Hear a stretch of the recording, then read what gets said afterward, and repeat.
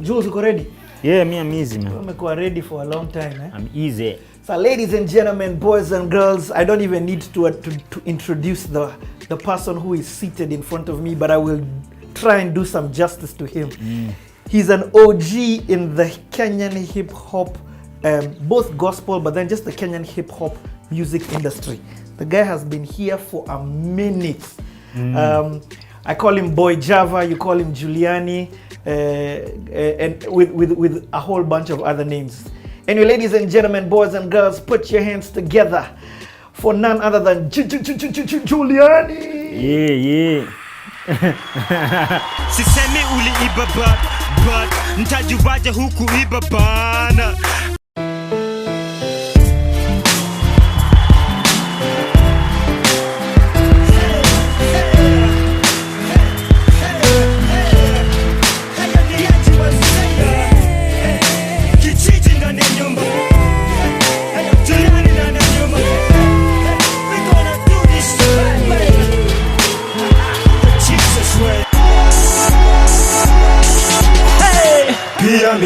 Ukoo kwa crisis, pia mimi najua mwana umesiba hizi.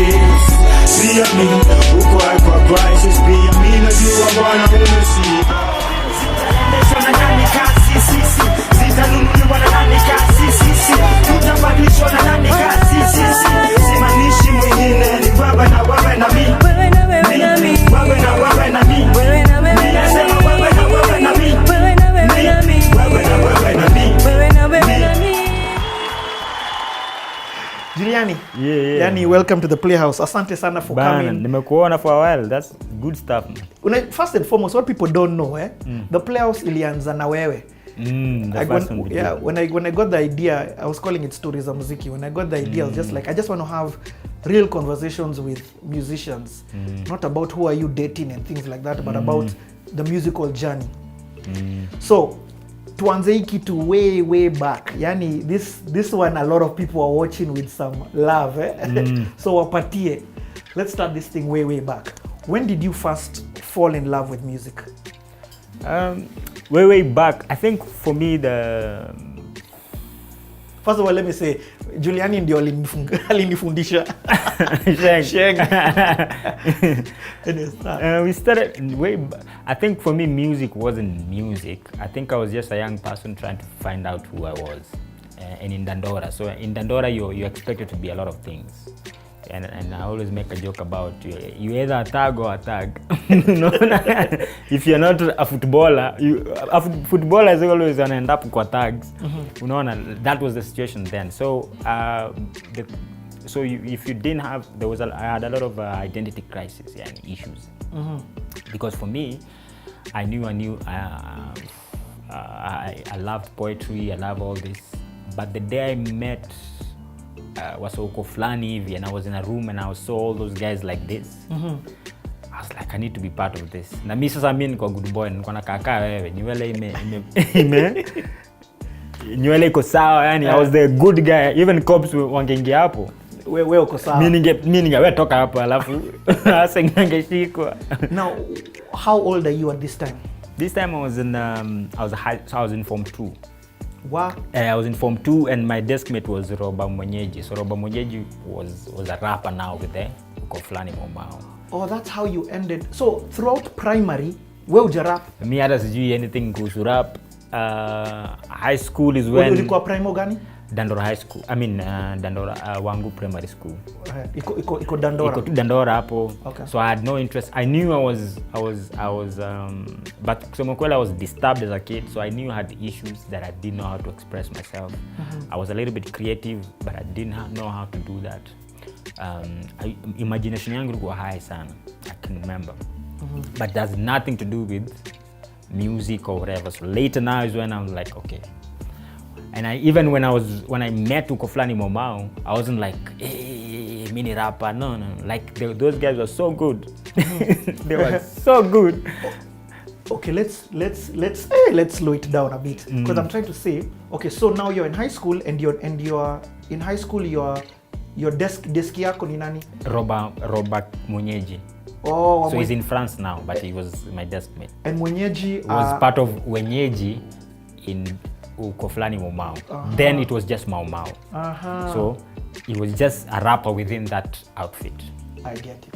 Unaona. So he used to write stuff and he used to freestyle to me. He is the one who actually gave me my first tape. My first tape ilikuwa ni DMX. Flesh of my flesh, blood of my blood. You're the flesh of my flesh, blood of my blood. I think I used to bump it in their house. Unaona, so mpaka eventually, of course, I started calling myself Mbwakali, unaona. But my first tape, the rapper, my interaction with the rapper was DMX. Yeah, so he's the one who gave me the tape. He used to rap to me and every time, hey, skiza. So we used to make a joke in Ukoo Flani Mau because everybody used to. Ukoo Flani Mau ilikuwa mkika hivi. The worst thing you can ever do is skia hii. Unaona, if somebody tells you skia hii, they'll rap to you the whole book. That's funny. So people had books. Just lyrics. So skia when the beat is playing. So people used to just rap throughout them, like have lyrics on a book. Na hiyo ndio sasa walikuwa wana rap. So mimi niko nakaa hapo, I'm amazed that these guys and the way they used to be there. Because you were friends with Roba Mwenyeji. Yeye ndio alikufungulia mlango kuingia huko. Yeah, so actually I just crossed the road. The name was just there, unaona. So high school I just crossed the road and then iko hapo. And at that time identity crisis ni normal kwangu. Kalamashaka they just released tafsiri hii. It's huge and then you're seeing them hapo. Unaona, it's huge and you're seeing them on newspapers, you're seeing them everywhere. 15,000 worth of shoes, unaona msea. Yani 15,000 kiatu moja ni 15,000 Johnny K Shaka, I can never forget. So just to be close to these guys, we used to do anything possible. Wanakutuma kwa duka, wipe their shoes, anything just to be in that. So even you used to buy stuff for them. Like you buy, like Kitusua used to love Mogoka sana. She used to be called Mogoka Genius. So the guy, and Kitusua Buddha, Kitusua and anaitwaje? Jiwiji.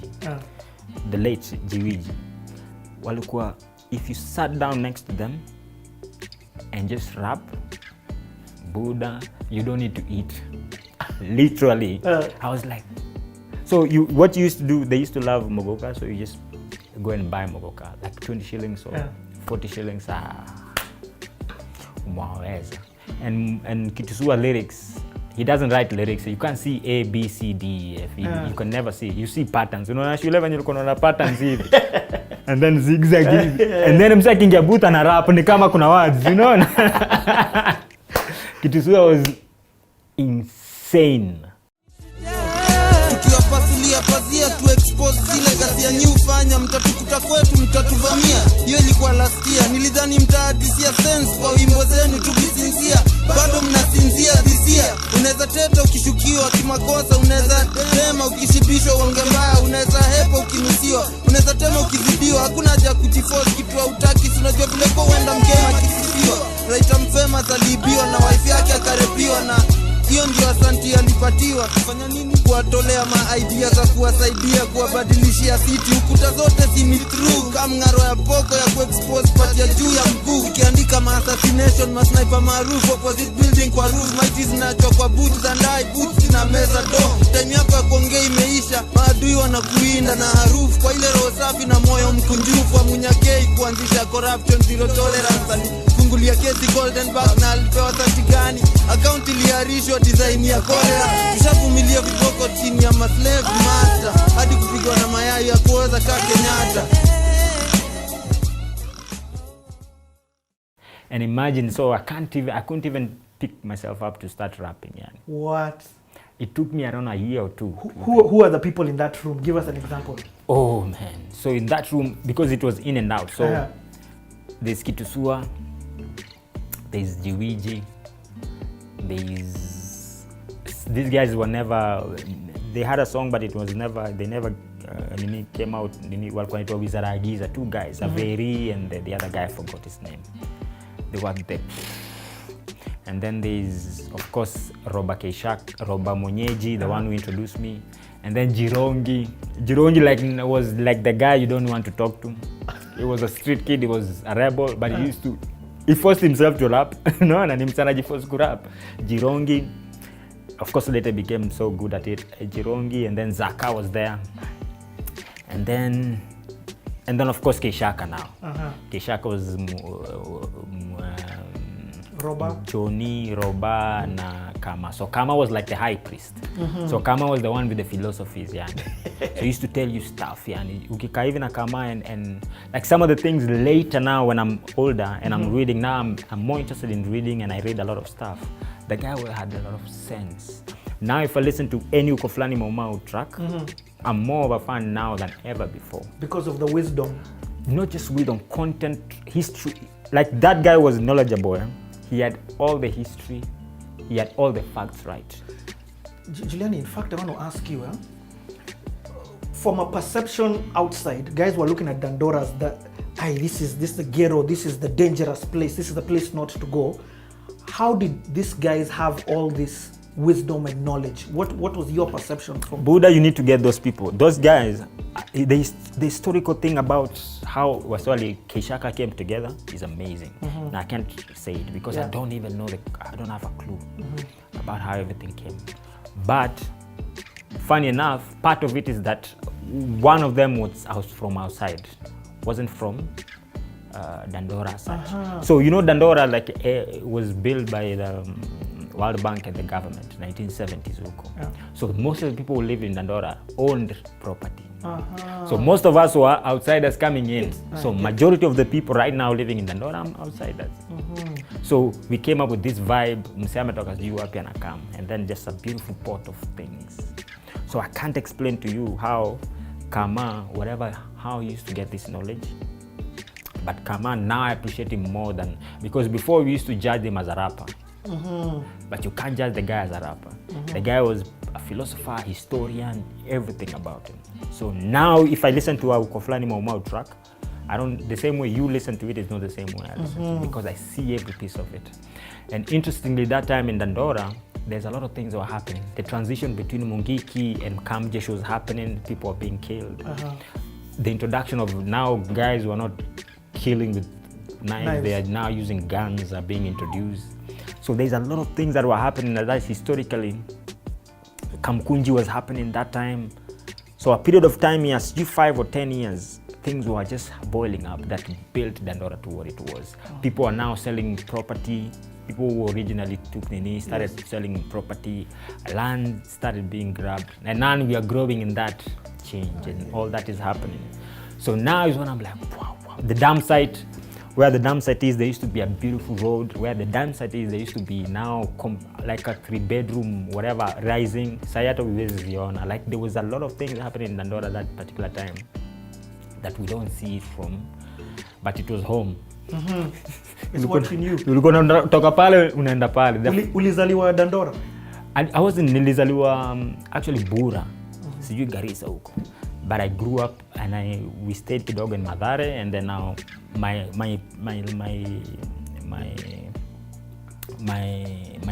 pre-unit I started now in Dandora. So until I was Form 2 or Form 2 is when I started went out of Dandora. So all my life mimi niko najua Dandora, tunajuanga ni warembo wako side gani. Unaona na warembo wanakaa safi, unaona sasa the people who bought property from Dandora are people who are a little bit money.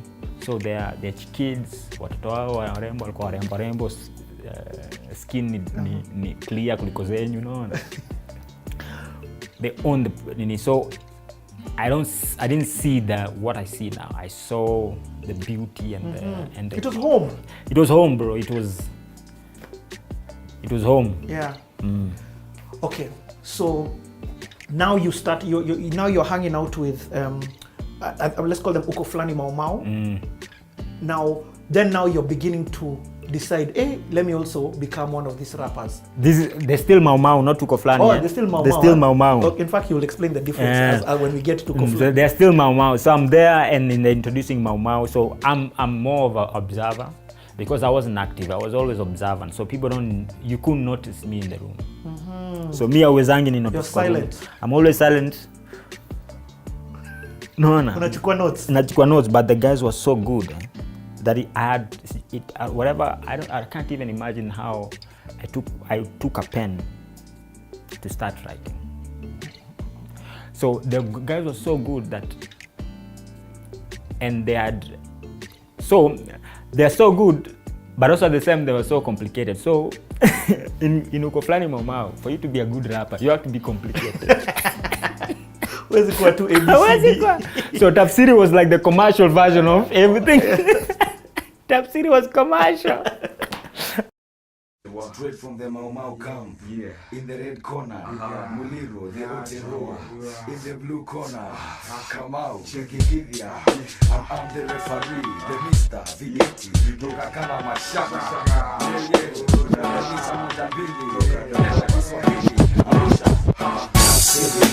Maisha kule juu basi ninalia tafsiri ingawa tuko chini bado tunatumaini sikiza kwa makini tafsiri maisha kule juu basi ninalia tafsiri ingawa tuko chini bado tunatumaini sikiza kwa makini tafsiri wewe unastahili kunipa nafasi.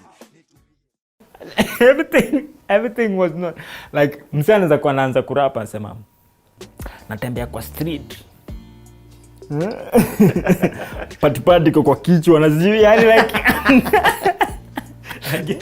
patipati kwa kichwa naona mimea sijui nini like literally so una track budo unasema unajua uko sure. So the more complicated you was a rapper, the deeper you looked. So there used to be a joke where that if you don't like, we are not deep, we are just complicated. No? So like they were if somebody doesn't understand, somebody, hey, you're too deep.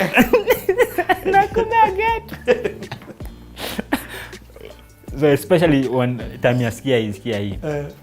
No. So we are not writing songs. The difference between us and I learned, it helped me around how I write music. We're just writing lyrics. So we were not writing the way people nowadays at EA write songs. 16 bars. No. You are just writing a story in a page and pages. So that's how I learned writing. So and for me, if you the later now, what distinguished me with every other artist is that for me, I realized that wow. Staki nikuwe deep, but I realized it was communication. Unaona, so yangu sasa ikaanza kwa punchy. So Kitusua and whatever, they were just storylines, but imagery ilikuwa powerful. Kitusua the way he did, until today, yani me, I don't know how the guy does it or did it. But mine, I realized that punchline worked. So mine started becoming punchy. So some of the way people write nowadays, I'm like, okay, good. Ati kiatu, kiatu. Unaona, ati sasa we used to do that, yani, and I probably if it's not me would discover that. But Sua, if not me, then Sua is the one who did it. So I'm growing up in that setting. Everybody's good, but somehow I got courage to start writing. And when I start writing Buddha,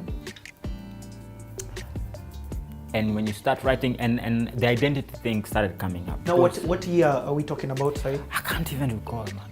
But early 2000s. Early 2000s, huh? Okay. Early 2000s, because I've finished Isoma time. So early 2000s. So I'm writing, performing in high school now before I finish high school. So Dandora High. Dandora High. So I'm performing. I started sagging now, taking in the identity. Immediately I finished. And then now before I finish school, I'm starting to go to F2. I'm starting to rap at F2 because it was like a rite of passage. Rite of passage, that's the right word, the rite of passage. So for you to be a really good rapper or to even to be stamped as a Mau Mau artist, you had to go through F2. And you had to win the competition. Whoa. It was right, everybody passed. So me, I was like the last people. I'm actually one of the last people to Ukoo Flani, Mau Mau, whatever. Crew. The last people. Because like, when Yeji did it, they already were VIPs Ukoo, they get to a VIPs areas. Mimi Saya had to, so, and my style was totally different. So I used to run niki-perform, niko pale. And then my chorus always was yippee-ya-yeah, yippee-yippee-ya-yo, yippee-ya-yeah, yippee-yippee-ya. So yeah, and then so I'm rapping, and then my lyrics were lyrics always I used to do my lyrics were new every Sunday. Because I used to spend most of the time with my mom at the kiosk. So when I'm opening the kiosk at 5 a.m. between nimetoka home mpaka pale nifungue kiosk 5 a.m. I used to write more in the morning more than any other time. And then I used to have in the evening when the food is in here, and then I'm having my side hustle Juliani. I'm making kahawa #1. We used to have sessions. So I used to have every new lyric every Sunday, any new verse. Unaona. So you una beat. What are you rapping to? Hakuna instrumentals? Hakuna instrumental. But uzuri now, when you're hanging out with Ukoo Flani Mau, what happens is that there's a beat running throughout. Or you're rapping under somebody else's rap. Yes. So when Biggie Smalls is rapping, you're also rapping. No. So that's the first time I even had, the first time I had Biggie Smalls. Yeah. The first time I had Biggie Smalls, it was Warning. The song Warning. Yeah. The imagery and the way the guy wrote, I fell in love with the guy because I couldn't figure out. I started listening to I was listening to Wu-Tang Forever. Yeah. It didn't look kali, but it was so grind, I could resonate. Now I'ma chop you up. So Ukoo Flani I feel and then Mob Deep, Shook Ones, everything now come, and then we listen to Vitu Complicated, bro. And that's what I enjoy, but me I couldn't get it. But the day I had Biggie Smalls, nearly die. It was commercial enough and flowy enough. It flowy enough, but the punch and the imagery, the way he painted things is something else. I still believe Biggie Smalls is the ultimate rapper. You guys are not guys of West Coast. West Coast Gani. West Coast, we couldn't relate to West Coast. No, we used to. Ice Cube. Okay. Ice Cube was hard enough. Yeah. Ice Cube was there. Who else? Tupac. Okay, Tupac moja alikuwa commercial. Yeah. So unless you hear the but also one of the things also I can't speak because I was Ukoo Flani Mau, but I was most of the time not there most of the time because I used to spend more time in my mom's kiosk. What are you doing? You're literally. So my mom had a kiosk chapodondo hapo, so we used to make chapodondo. Wow. So hapo ndio I used to I'm really good at making samosas. Yeah. Okay, then so you guys will. So I'm spending more time in the kiosk than with the guys. So a lot of things, if you look at the pictures, most of the Ukoo Flani Mau pictures, I'm not always there. Yes. You couldn't see me. And when people were there and people were taking pictures, I was the quiet one. So I was never in people's face because my identity, my confidence now was starting to rise. I'm starting to have the Marvin, starting to wear Marvin. Matutas. Tukadanganywa ati ndio dread ishike. Lazima mix avocado na mayai. Alafu pake. So you're doing that and so unavaa Marvin. So Marvin haiko natoka hata kuna jua aje. Okay, so now F2. Do you win? Buddha, F2. So now the defining moment for me, the day I officially joined Ukoo Flani Mau, and I introduced. Now I started becoming close to Nani. Warogi pia were part of the group. I started becoming close to. What were their names? Brayo na Ka. Yeah, Ka. Ka na Brayo. So Ka na Brayo after Tafsiri, Ka na Brayo was the hottest thing then. I think one of the best rappers. Zakanaka later came later. Warogi wawili was. Oh yes, in fact they came immediately after with Josiah. Flow, Utanina feel. Warogi wawili tukikuja na hip hop so real. Sema yo nika. Na let's have phenomena. That's how the verse starts. Mao tunanena operation, wakilisha lyrics zetu kama magic potion. Ma MC wakifanya imitation, kawa show wana intuition. Mao tuna hip hop passion, no wonder tunawapa MC tension. Ku microphone kuna hesitation, take it Mao operation. Shanga pita flow, tuki flow, hanta feel. Warogi wawili tukikuja na hip hop songin. Sema yo nikana brayo. Pata shanga pita flow, tuki flow, hanta feel.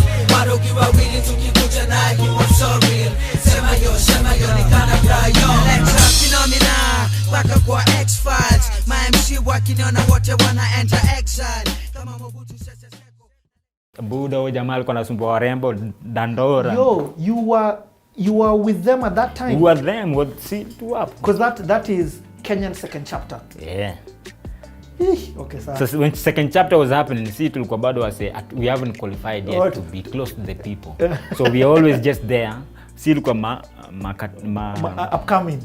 Upcoming tulikuwa tu around. So Kana Brayo was so big. They were huge. Warogi wawili, yes. Warogi wawili were huge, bro. What? And then I imagine too Jama. And then, so, and I'll keep insisting on identity. So identity, I don't know who I am. I don't know. Because, and then my mom just heard that unapiganga around na wale. Unakaanga na wale watu wa Rastafari wewe. You know? So these guys Warogi wawili were so huge. So I started spending time with Warogi wawili, Kana Brayo. Brayo, I mean specifically. So Brayo I resonated because most of the people in Ukoo Flani Mau was staying Dandora phase 2 and maybe phase 1, phase 5. Me, I was staying in phase 4. So the only person who was close to me was Brayo. It was a Luo area kind of thing. Yeah. No, so then one day F2, when I'm F2 after performing, Kama Kaishaka officially said, "Hey boy, ni aje? Poa. Kwanza leo wewe ni Mau.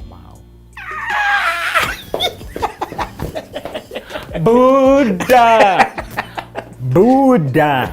Hiyo ni stamp. You know what that means wewe? Buddha. You know what that means? Your raps have been approved. Buddha. You have found family. Buddha.